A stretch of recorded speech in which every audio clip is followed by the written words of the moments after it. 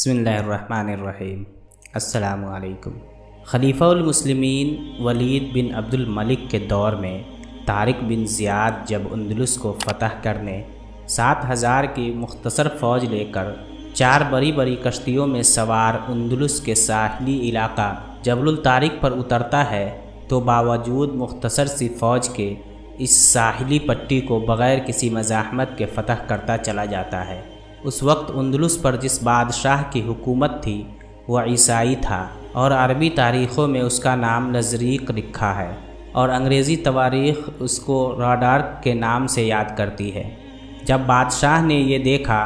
تو اپنے سپہ سالار تدمیر کے ساتھ 30,000 کی فوج کو تمام ساز و سامان اور ہتھیاروں سے آراستہ کر کے میدان میں بھیجا اور دونوں فوجوں کا مقابلہ ہوتا رہا اور پے در پے کئی لڑائیاں ہوئیں اور ہر موقع پر تدمیر اور اس کی فوج کو شکست کا منہ دیکھنا پڑا اور ان ہزیمتوں نے ان کے حوصلے پست کر دیے۔ آخر کار تنگ آ کر تدمیر نے اپنے بادشاہ راڈارک کو لکھا کہ یہ قوم جس سے ہمیں سابقہ پڑا ہے وہ معلوم نہیں کہاں سے آئی ہے، آسمان سے نازل ہوئی ہے یا زمین سے ابلی ہے، لہٰذا اب اس کے سوا کوئی چارہ نہیں کہ آپ خود اس کی سرکوبی کے لیے آئیں۔ بادشاہ راڈارک نے 70,000 کی فوج کے ساتھ اس طرف رخ کیا اور پہلی فوج کے ساتھ مل کر اس کی تعداد تقریباً 1,00,000 ہو گئی جو تمام ہتھیارات سے لیس تھی،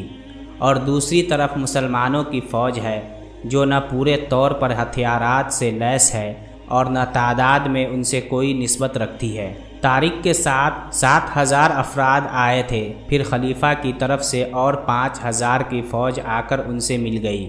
اس طرح کل 12,000 کی فوج ہوئی اور دونوں فوجیں وادی لقا کے مقام پر اتری اور پھر مقابلہ ہوا اور مسلسل 8 دن یہ جنگ چلتی رہی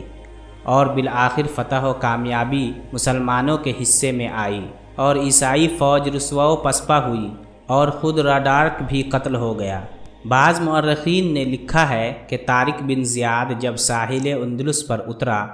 تو اس نے اپنی فوج کو سب سے پہلے یہ حکم دیا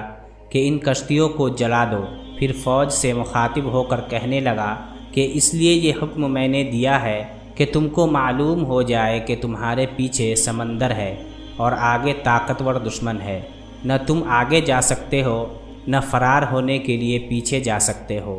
اب صرف خدا کے بھروسے جہاد کرو اور یہاں اندلس میں اسلام کا پرچم لہراؤ۔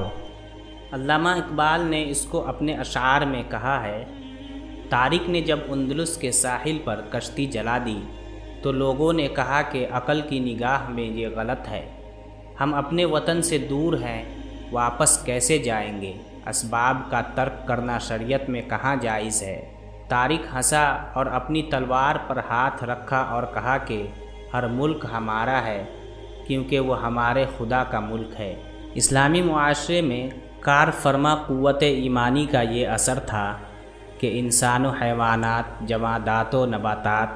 شیاطین و جنات، ہر چیز ان کی فرما برداری اور اطاعت شعاری، بندگی اور غلامی کے لیے تیار رہتی تھی۔ ان کے حکم کی تعمیل جنگل کے درندے اور جانور بھی کرتے تھے، ٹھانٹے مارتے ہوئے دریا بھی ان کے خط کی تعمیل کرتے تھے، جنگل کے درندے